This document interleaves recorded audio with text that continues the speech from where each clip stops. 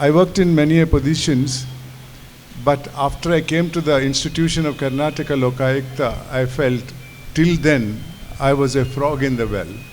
I did not know the sufferings of the people that is there because of the maladministration in this country. I was wondering what is the cause for it and all. Then I realized the fault does not lie with any individuals. It lies with the society in which we are. For example, when I was young, if somebody was sent to jail in my village, my parents would tell me, don't go near that house. This was a punishment not by a court of law or under any law of the nation, but because of the social thinking. Society at that point of time boycotted people who did evils in the society. And that punishment was not only to the man who committed that mistake, but also to his family. Consequently, people were afraid of doing evil things and wrong things. And there was evil things then, but the number was very, very small. Today, the thinking of the society has changed totally. In my opinion, I think today's society respects money and power only, nothing else. Consequently, there is a mad race to become rich or become powerful, because there is a relationship between rich and powerful. If you are rich, you can buy power. If you are powerful, you can always get money in the thing. And that is the society in which we are. And what's the consequences of that? Today, a man goes to jail on various allegations made against him, and he takes a bail and comes out. Hundreds of people go to the airport, railway station, bus station to receive him with apple garlands.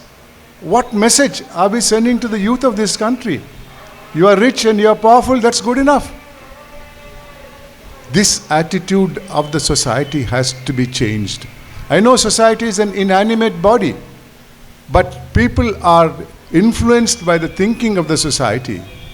We got to take the thinking of the society back to the days when I was young. That's about 50, 60, 70 years back and all. Otherwise, there'll be no peace and solidarity. Now, what's the cause of this? Cause for whatever is happening today, a disease called greed. This has no treatment. Cancer has treatment, tuberculosis has treatment, heart diseases have treatment, but greed has no treatment. Greed is not afraid of law. For example, in China, punishment for corruption is death sentence. According to Transparency International, for the year 2016, I have not read the report thereafter, corruption in China is more than India also. In India, it is only 7 years. And that 7 years comes after 50 years of the committing of the crime and all. So we, as citizens of the society, we got to change the thinking. Otherwise, in my opinion, there's going to be chaotic situation in this country. The growth of greed, if I may say briefly, giving one example for a decade. In the decade of 50s, there was a scam called Jeep scam. Country lost 52 lakhs of rupees. In 60s, there was a scam called Bofors. The country lost 64 crores in that. The next decade, there was a scam called Commonwealth Games. Country lost 70,000 crores in that and all. The decade after that, there was a scam called 2G. Country lost 1,76,000 crores of rupees. Next decade was Colgate, the coal scam. Country lost 1,89,000 crores of rupees. If so much of money is siphoned off from the government treasuries, how can there be development? In 1985, then the Prime Minister of India, late Rajiv Gandhi, made a public statement that in 1985, out of the 1 rupee government gave for development, the project reached only 15 paise. 85 paise in 1 rupee was siphoned off. We are in 2023, greed has not come down. Out of 100 rupees today, will 15 rupees reach the target? Just think of it. Don't ever think that, what can I do? No, every one of us can do it. You have to, the only way out is inculcating a value called contentment in life, what we call tripti. If you have contentment, you won't get that disease called greed. If you already have that disease, but you acquire contentment, I think your greed will be controlled by that contentment. Ladies and gentlemen, that was the treatment that was there 60, 70 years back, and today we have lost it. Who teaches the children today to have contentment in life? When I say contentment, it doesn't mean that you get a job, you become a sannyasi and I don't want anything. No. All of us must have an ambition. Ambition to become somebody big. Ambition even to become rich. Legitimately earned wealth is no product of sin. Earn as much as you can, but don't steal it from somebody's pocket or somebody's plate. That will never give you happiness. And we have to, a time has come when we have to inculcate contentment in ourselves and encourage it to inculcate in the children. Then alone the change will come. Change may not come in this year, next decade, but try, we must try.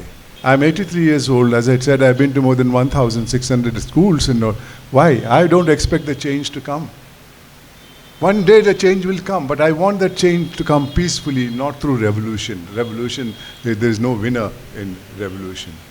There is another value which is absolutely necessary also, called humanism, manaviyati.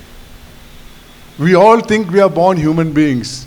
We are wrong. There is no species called human beings. We are born to a scientific species called homo sapiens. ನಮ್ಮೂರಲ್ಲಿ ನಮ್ಮ ಕವಿಗಳು ಬರೆದಿದ್ದಾರಲ್ಲ, ಏನೇ ಆಗು ಆದರೆ ಮೊದಲು ಮಾನವನಾಗು ಅಂತಾರೆ. ಅದಕ್ಕೆ ಪೂರಕವಾಗಿ ನಾನು ನನ್ನದೇ ಒಂದು ಮಾತನ್ನು ಹೇಳ್ತಾ ಇರ್ತೇನೆ. ಹುಟ್ಟುವಾಗ ಮಾನವನಾಗಿ ಹುಟ್ಟದೇ ಇದ್ದರೂ ಜೀವನ ಪಥದಲ್ಲಿ ಮಾನವೀಯತೆಯನ್ನು ಅಳವಡಿಸಿಕೊಂಡು ಸಾಯುವಾಗ ಮಾನವನಾಗಿ ಸತ್ತರೆ ಅದಕ್ಕೆ ಮೇಲ್ಪಟ್ಟಂಥ ಗೌರವ ಯಾವುದೂ ಇಲ್ಲ. ಬಂಧುಗಳೇ, ಈ ಒಂದು ಕಾರ್ಯಕ್ರಮದ ಲಾಭ ಪಡ್ಕೊಂಡು ನಾನು ನನ್ನ 2 ಮಾತುಗಳನ್ನು ನಿಮ್ಮ ಮುಂದೆ ಇಟ್ಟಿದ್ದೇನೆ. ಮುಂದೆ ನಮಗಾಗಿ ಅಲ್ಲದೆ ಇದ್ದರೂ ನಮ್ಮ ಮಕ್ಕಳಿಗಾಗಿ, ನಮ್ಮ ದೇಶಕ್ಕಾಗಿ ನಾವು ಈ 2 ಮೌಲ್ಯಗಳನ್ನು ಅಳವಡಿಸಿದ್ರೆ ತೃಪ್ತಿ ಮತ್ತು ಮಾನವೀಯತೆ ಈ ಸಮಾಜವನ್ನು ಬದಲಾಯಿಸ್ಬೋದು. ಈ ಸಮಾಜವನ್ನು ನಾವು ಬದಲಾಯಿಸಿದರೆ ಖಂಡಿತವಾಗಿಯೂ ಈ ದೇಶದಲ್ಲಿ ಶಾಂತಿ ಸೌಹಾರ್ದ ಇರ್ತದೆ ಅಂತ ಹೇಳ್ತಾ, I wish all the very best for Verito Media Private Limited, and I hope you have a lot of public support and viewer support from this. Thank you very much for giving this opportunity.